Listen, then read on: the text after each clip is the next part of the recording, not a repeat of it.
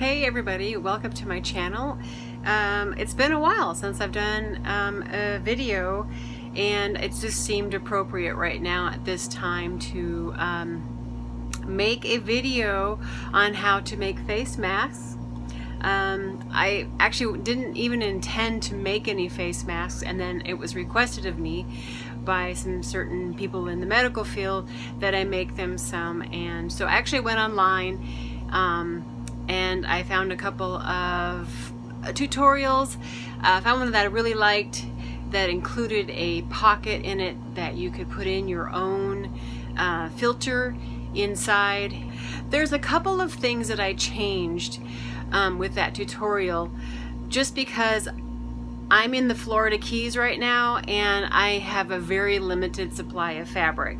So I did have a lot of white muslin fabric, and so I wanted to use that on the back side of the masks while I used the pretty fabric on the outside of the masks. If you would rather just use one piece of fabric without you know, like a 7.5 by 15 piece of fabric, one piece, and all you have to do is 3 seams on it basically, and then add the binding. I'll put the link to that particular video that I used as my starting point. I'll put that link down below. You can go to that channel and use one piece of fabric. If you want to make a mask that has the white side inside so that you're not using all your good fabric, then watch this video and I'll show you how it's done. Stay tuned for the rest of the video.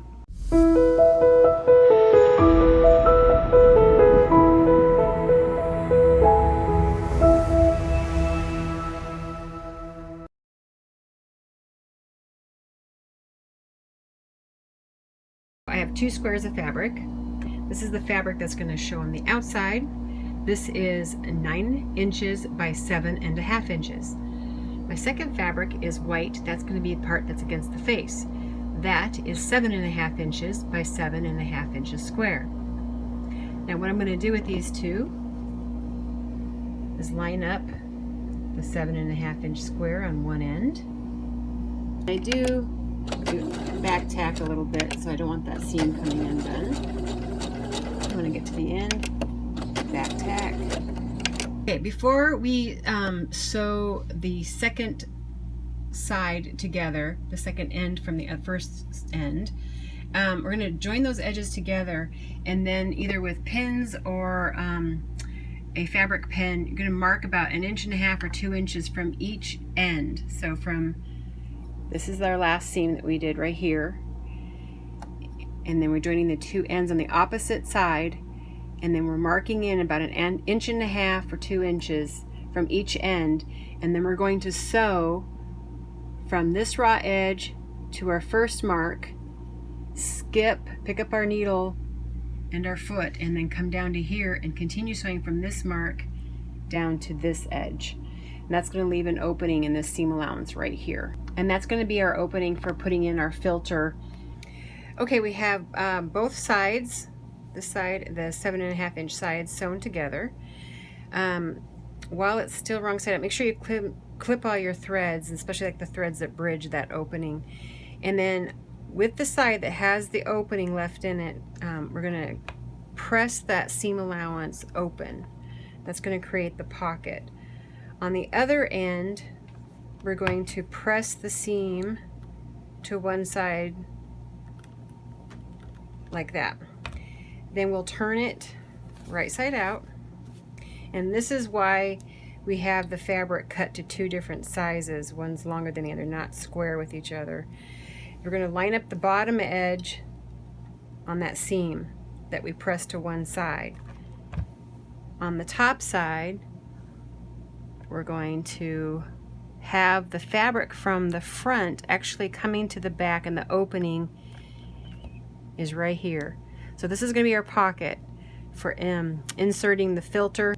We're going to use that opening to put the wire in at the top for the nose. On the end where we have the opening in our seam allowance, that's the end where we need to do some top stitching.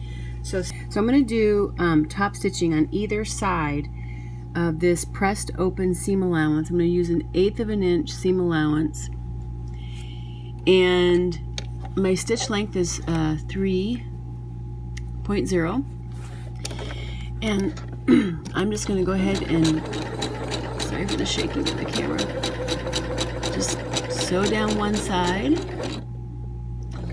and then you just have to pull the fabric back as you're moving along, just to keep it out of your way as you're sewing.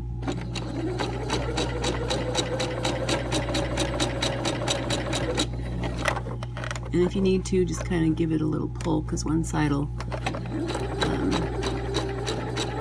feed faster than the other, because they're not sewn together when you get to that opening. And then once I get down to the end, I just pick up my foot, turn the whole work around, and I come down the other side. Here is the mask with the top stitching done, and we did that without going through all the way to the front. That was just because we opened it up and we did those 2 seam allowances down. Now here is our opening.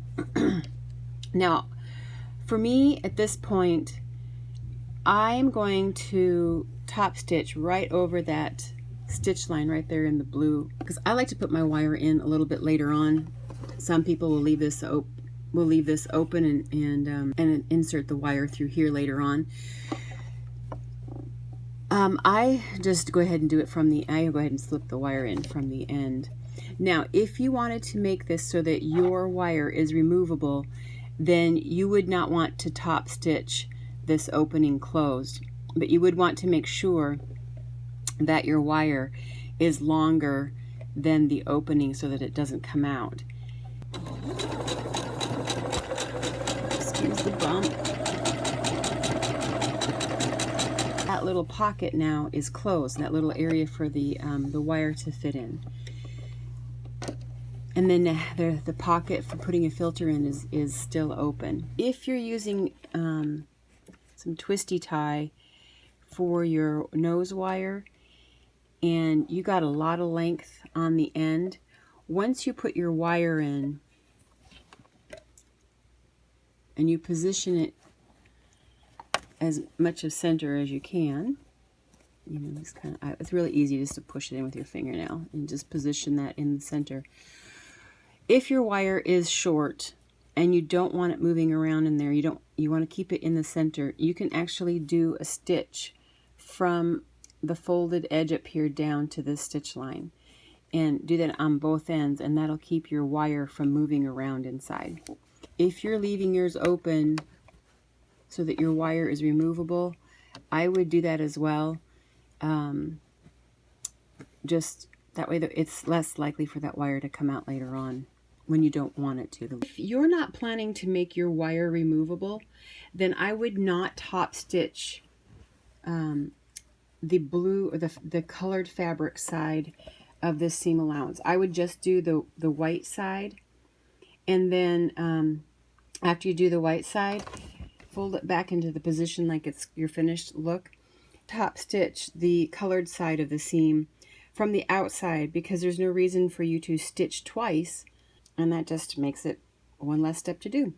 Okay, I don't have any more twist ties to use for in the mask, so I had to resort to using just purchased wire. I have here is a galvanized steel wire. It's 20 gauge, which is not my preference. I would prefer using like 26, 28 gauge. So you'll have to just be very careful about molding this around your nose. Just very gently do that. I cut these about 6 inches long using needle nose pliers. Then I'm just turning the ends so that they aren't going to be pushing themselves through the fabric. And then we'll insert those next.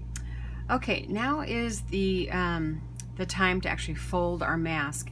Now I have chosen not to make my wire removable, so I have mine channel right here completely sewn up. And I do have the pocket here. So we're going to call this the top of the mask, because that's exactly what it is. This is going to go on the nose. So with the top of the mask away from me,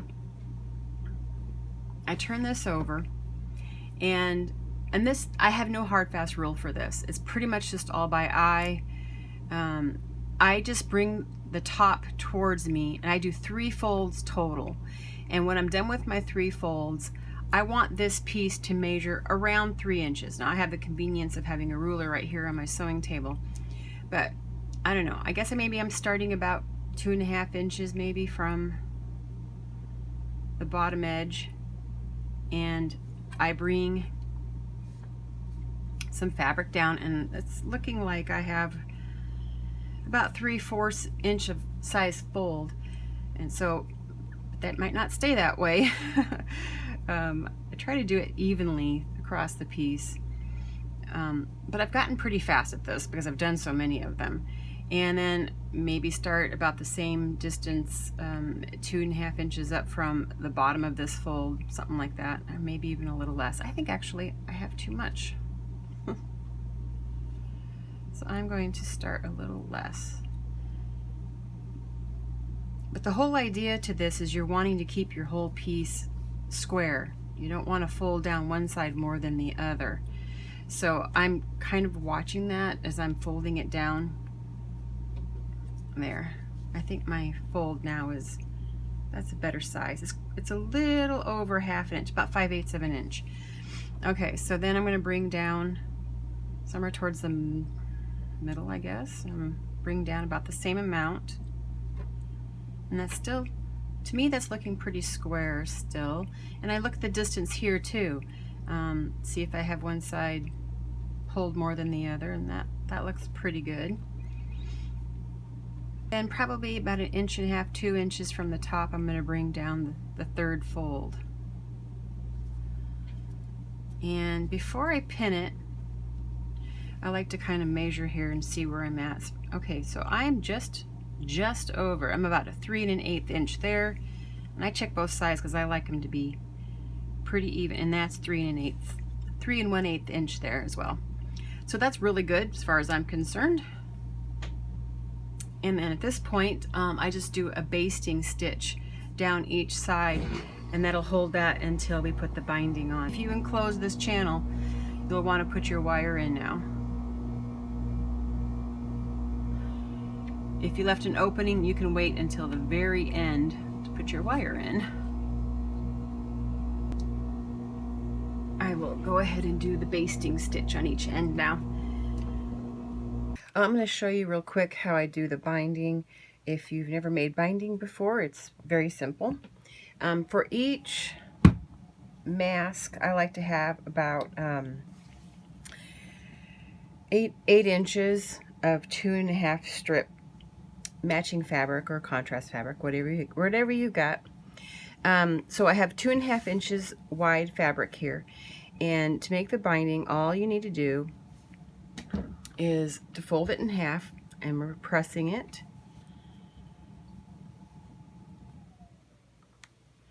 And I like to use the 2.5 inch binding just because if I'm using 1/4 inch elastic, I got enough room also for my safety pin to go through the binding once I have it sewn on.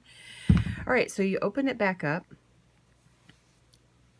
and then you press both edges, and you can do one edge at a time. I'm just going to show you real quick how this is done. You press both edges to the center.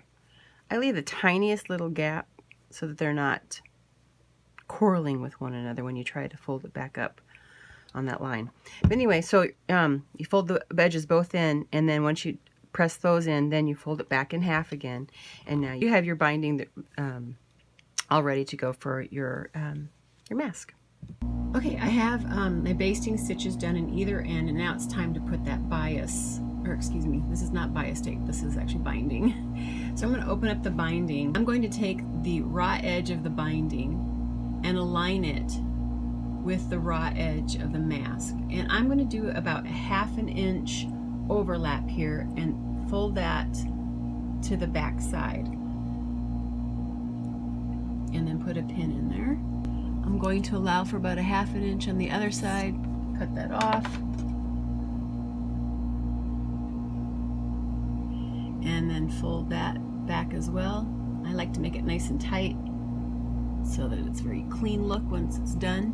Right here is the fold line. Now, you can stitch right in that fold line, but what I like to do is just on the inside of it, closer to the raw edge at the top, I like to just miss the fold line. I'm going to switch my machine back to my regular stitch length, which is I usually 2.5 stitch length, and I'm going to go ahead and sew from one end to the other using back tacks on each end. Alright, so I've attached the binding to both ends, and then what you do now is you pull the binding straight out.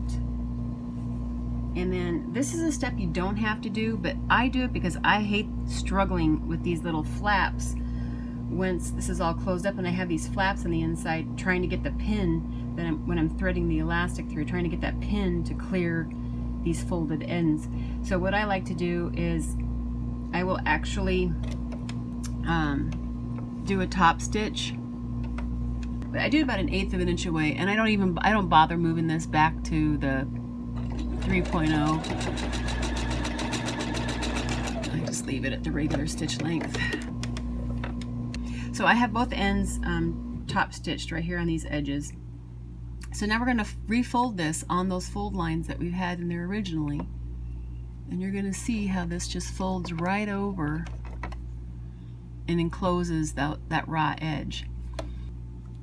So I'm going to sew this from the front, and I'm going to do what's called stitching in the ditch. And what that is there's the seam line is right here where these two meet. That's the ditch, and I'm going to stitch in that ditch, which will catch, because you can see how the back overlaps. Right there, you can see how it overlaps that ditch. So I'm going to go ahead and stitch right in there. There, and you can see it's on that, and I've